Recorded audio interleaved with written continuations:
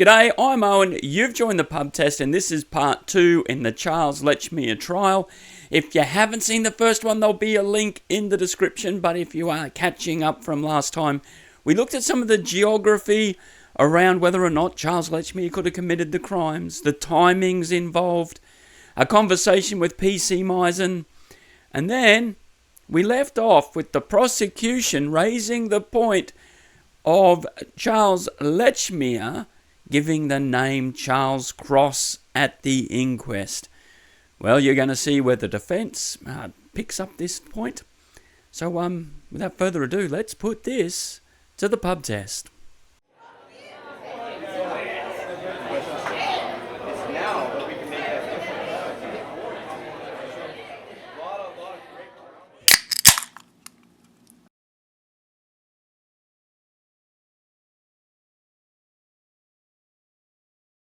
Well, ladies and gentlemen of the jury, I see the prosecution has raised this name as being an issue. But why? Now, if you were coming up with a false name, maybe you might use Smith, Brown, Jones, one of those very, very common names. Why would you use a name that you are actually associated with? Yes, Charles Lechmere, his stepfather, was Cross. At one particular census, his name was listed as Cross. Now, we're not going into who put that name down, whether it was his stepfather, himself, or whatever. But there is a concern. We go through the Pickford's records, and there is no Charles Cross registered as ever having worked there.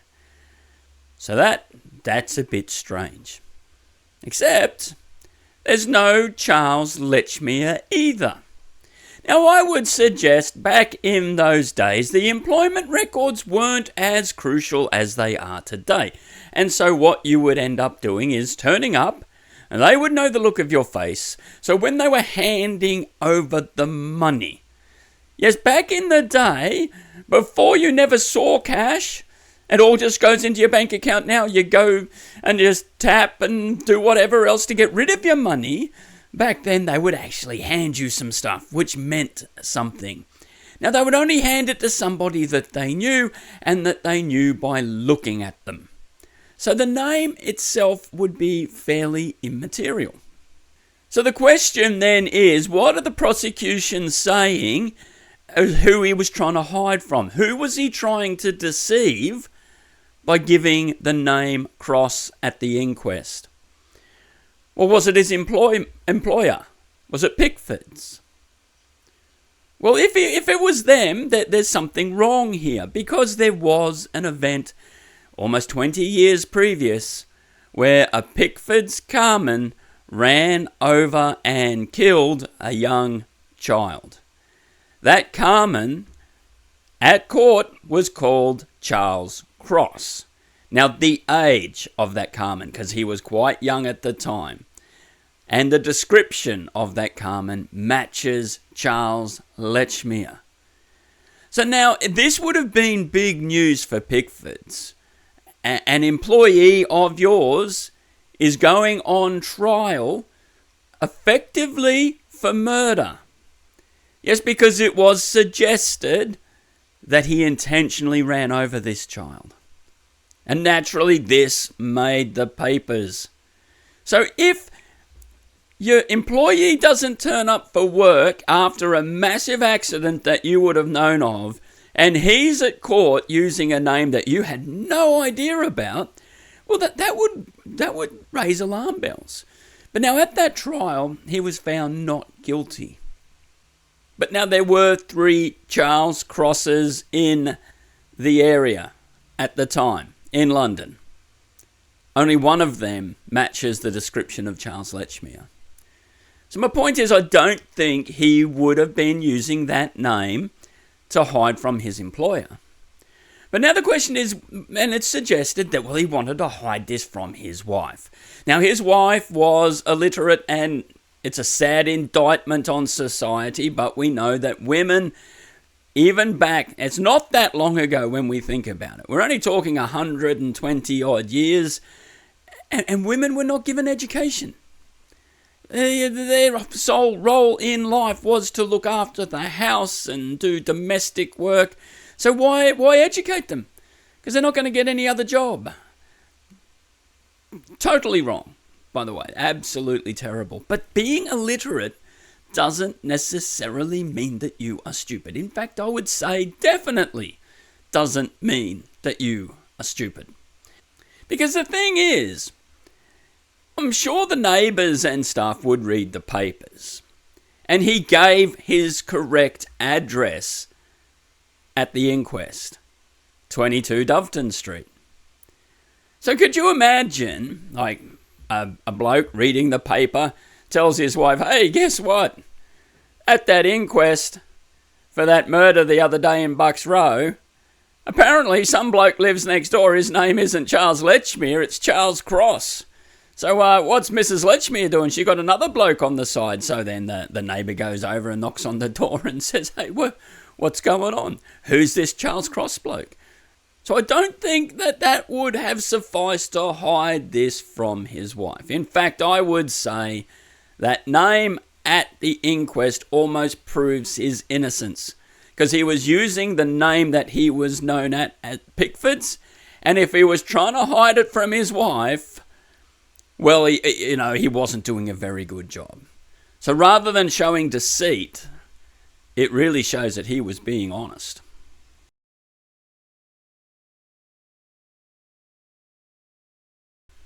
Well, ladies and gentlemen of the jury, I see my esteemed colleagues from the defence have raised a lot of smoke and mirrors.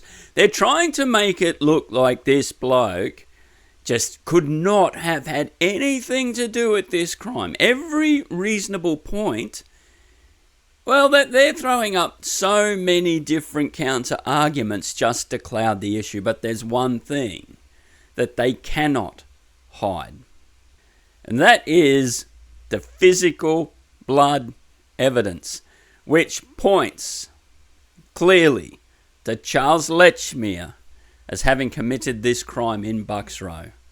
And remembering, we're only starting with this one so far. There's a lot more evidence to show that he did the other crimes, and possibly even more. Because let's face it, Charles Lechmere is not the only first finder in this saga. Yes, that first person on the scene who finds a body, the police will always tend to look at in this day and age very closely. And we have other first finders in this saga. We have Louis Deemshoots in Burner Street. We got Indian Harry, Thomas Bowyer, at Miller's Court, peeking through the window at Mary Kelly. But none of them, even though cases have been made for both of them perhaps as being Jack the Ripper, none of them have the evidence against them as does Charles Lechmere. And that is the blood evidence.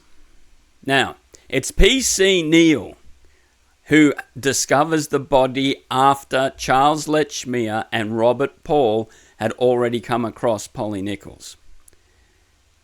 Now, P.C. Neal, he's signalling for other officers, yet he doesn't blow his whistle. But it's not P.C. Misen who is first on the scene with him.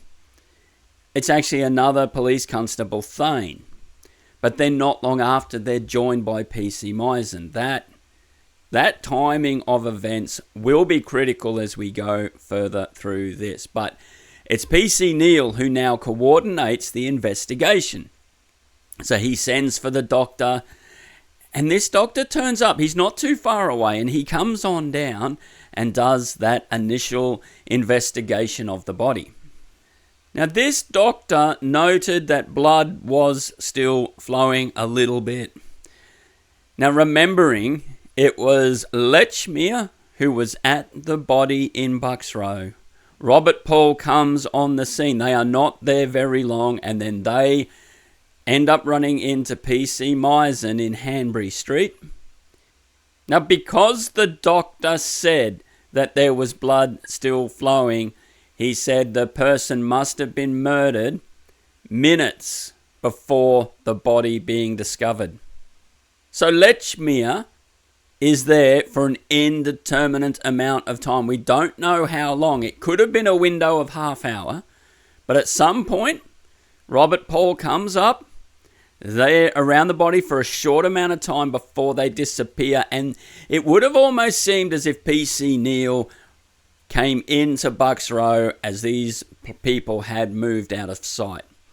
And then before too long, the doctor's called, so forth, and he then gives that time minutes after the body being discovered. This poor woman had been killed. And remembering it's Lechmere that says he's late for work, Robert Paul's late for work, but it's Lechmere who runs up to the police officer to get his story out first, as we have discussed.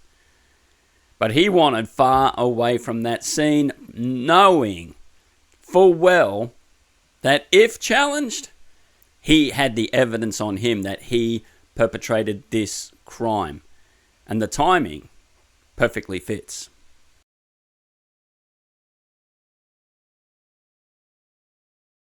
Well, ladies and gentlemen of the jury, what can I say? We've solved the case then. Charles Lechmere is Jack the Ripper. Absolutely, we may as well confine him to history as this worst ever serial killer, except there are some issues with the evidence that was just presented. Firstly, the doctor on the scene. Who did he believe found the body? Now, remembering it was PC Neal who was coordinating the effort, getting the doctor, getting the other police officers on the scene. Now, PC Misen, when did he mention these other two people in Hanbury Street? It didn't seem like it was much of a story until after Robert Paul gave interviews to the newspapers and the newspapers printed the story. So at this point in time, I think it's safe to say that it's PC Neal who the doctor thinks found the body. So could it be PC Neal who did the crime? Because that timing would fit perfectly. And it's interesting, as the prosecution mentioned, that PC Neal did not blow his whistle. He had a whistle that was raised to him at the inquest. And they said, so did you blow your whistle to get attention? He said, well, no, I didn't. And there was no explanation given as to why he did not do so.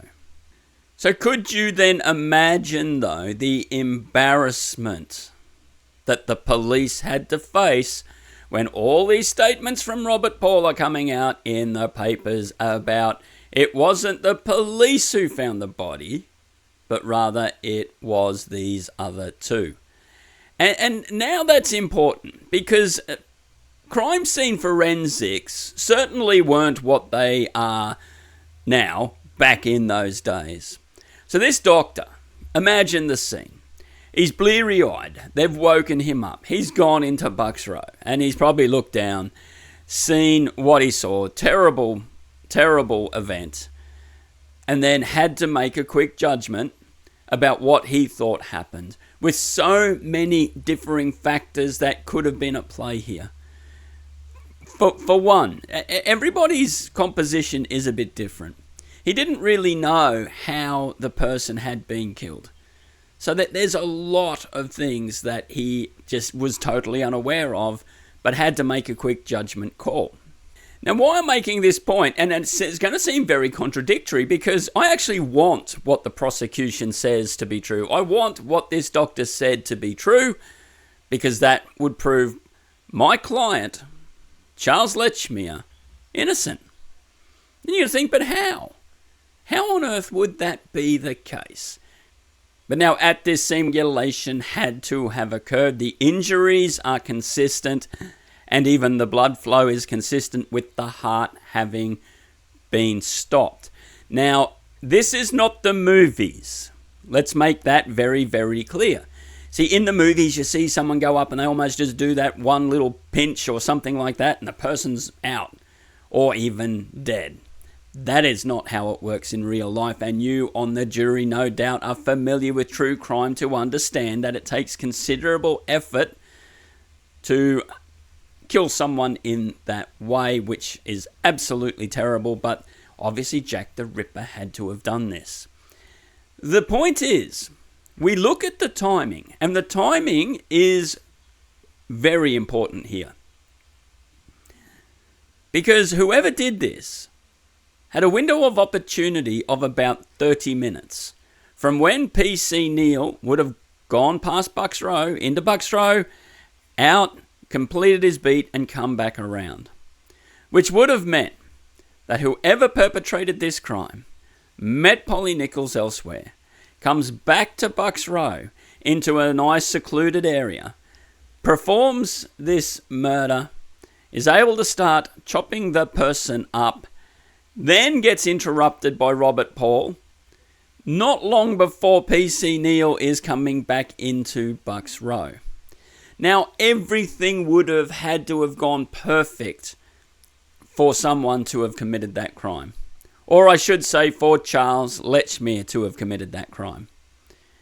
Because, you just think about it, Robert Paul would not have been the only person heading off to work. This was the time people were getting up. Remember, that's what PC Misen was doing. He was knocking on doors, getting people off to work. Not only that, it was the victims who led themselves to whatever secluded spot they could find. So he would have had less control over the timings and the location even. And would he have known that PC Neil was on that beat? But then in the process of finishing off this crime, he does get disturbed by this other gentleman, Robert Paul, coming into Bucks Row.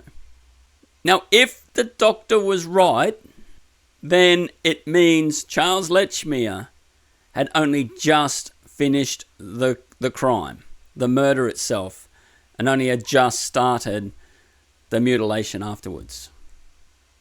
That is what raises doubts about this entire scene, and it proves the innocence of Charles Lechmere. Because Robert Paul went past. Lechmere reaches out his hand and touches him. No blood is found on Robert Paul. That would have been an absolute telltale sign of the guilt of this person. But you know, it's interesting what people don't say, which is sometimes more important than what they actually do say. Now, Robert Paul never says that Lechmere appeared out of breath, because if Charles Lechmere had committed that crime, then he's standing in Bucks Row huffing and puffing, and Robert Paul does not make any statement along those lines in any way.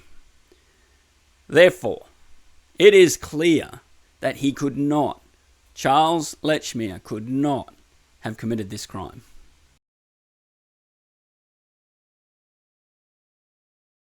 Well, ladies and gentlemen of the jury, again, a lot of words there by the defense, but not a lot of substance. Missing some obvious things that people could do.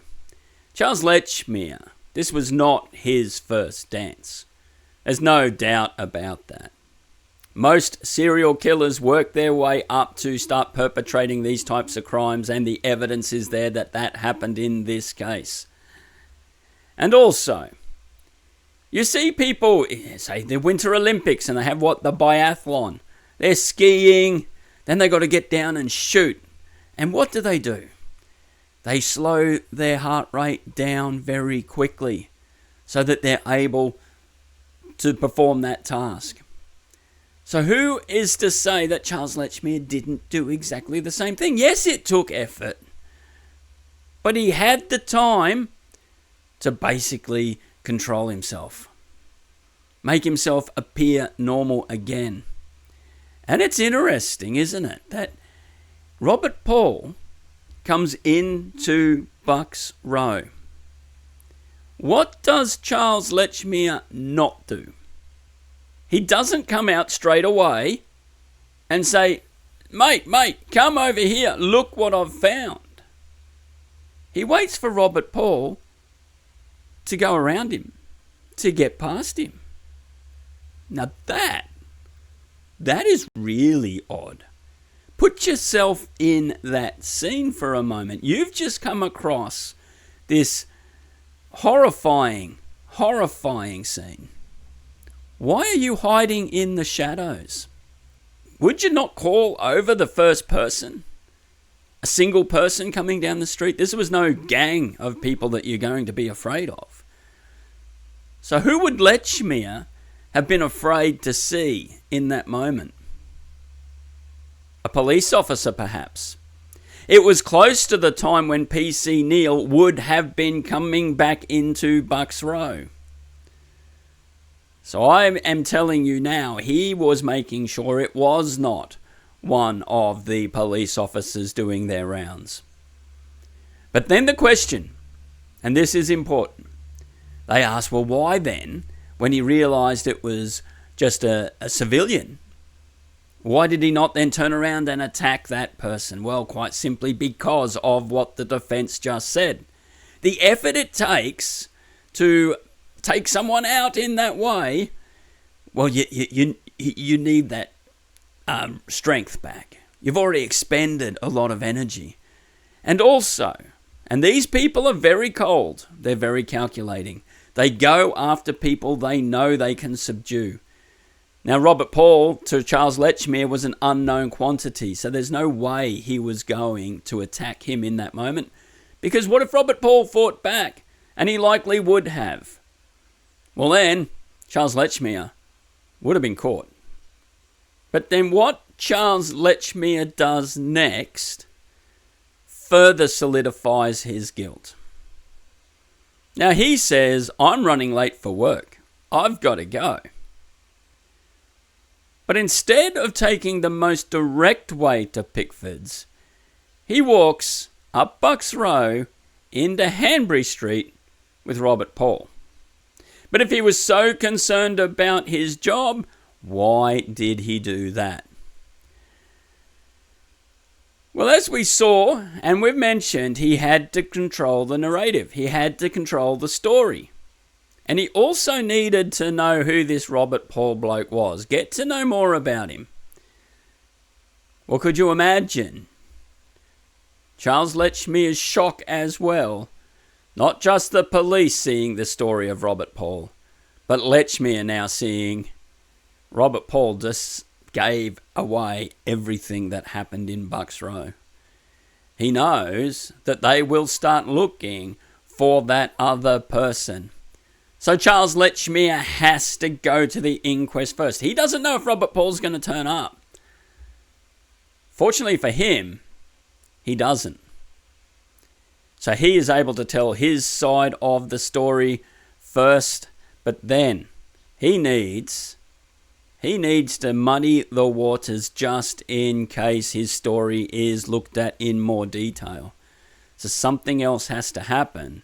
And he needs to cast some dispersions against the other bloke he was with in Bucks Row. So Robert Paul is probably going to be in for the shock of his life. So court is adjourned at this point, but make sure you like and subscribe so you don't miss any of this. There is a fair bit more to go, but we are finally moving out of Bucks Row. Again, hold off your full judgment until we get to the end. We will have a whole poll at the end of all of this, and all of these will be crunched into one video. But as always, your support is greatly appreciated. I thank you so much for, just watching and sharing this content wherever you are. And I'm probably going to, when I finish this, put all of this out on like the podcast sites that are out there as one big long audio compilation, basically. But yeah, if you're into that sort of thing, then check us out on wherever you get your podcast too. But I'm Owen, you've been watching The Pub Test, and we'll see you on the next one.